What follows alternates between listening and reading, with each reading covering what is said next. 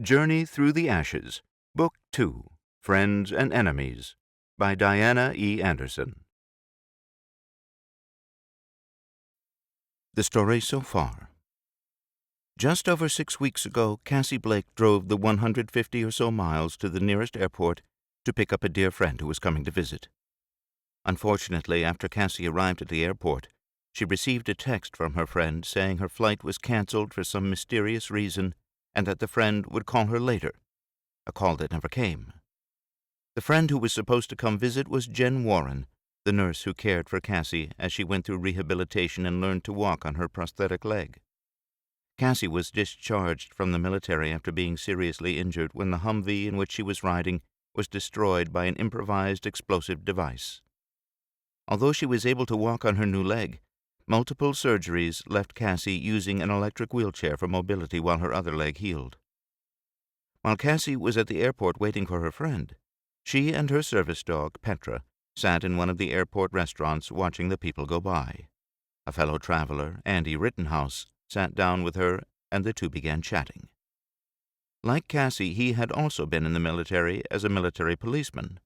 Andy had only been out of the military for a few days when he and Cassie met. After he was discharged, with no family and nowhere in particular to go, he picked a spot on the map. By the time he met Cassie, he had already been at the airport for a day. The airline sent his luggage across the country, and he was waiting for it to be returned to him.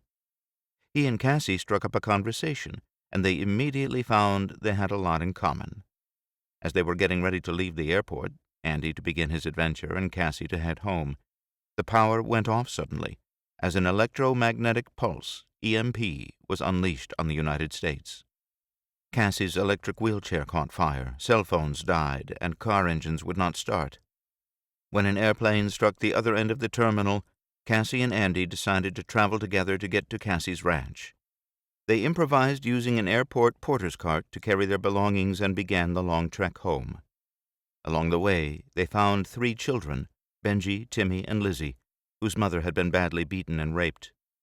Before she died, she asked Cassie and Andy to take care of her children.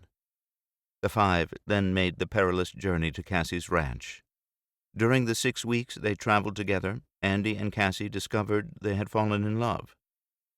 Finally, they reached the ranch and found it was safe and reasonably secure, but a neighbor's ranch had been attacked. They also found Cassie's mother on her deathbed waiting for Cassie to get home. Within hours of her arrival, her mother took a final breath and died. Cassie's first full day at home with Andy and the children was spent burying her mother. While Cassie was gone, Lily and Steve Jeffries, Cassie's sister and brother-in-law, organized the ranch hands, had them bring their families to the ranch for safety, and rescued their parish priest and 3 of his parishioners on the side of the road. Part of their neighbor's family, the Baggarts, also came to them seeking refuge from the gang that attacked their ranch, killed their father, and burned their home. In another part of the state, Grace Cooper made plans with her family in the event of any kind of catastrophe for all of them to come to her ranch, as she was an avid prepper. After the EMP occurred, her daughter Emma and grandchildren Tina and Pete activated the plan after one of Pete's co-workers tried to hurt her family. Cassie and Andy met one of Grace's grandchildren, his family and friends, on the trail. Ed Cooper was trying to get his group to Grace's ranch while Cassie and Andy were headed in the opposite direction.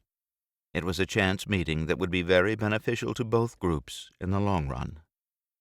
You have been listening to an audiobook excerpt from Journey Through the Ashes, Book 2, Friends and Enemies, by Diana E. Anderson, published by Creative Texts Publishers, LLC. All rights reserved.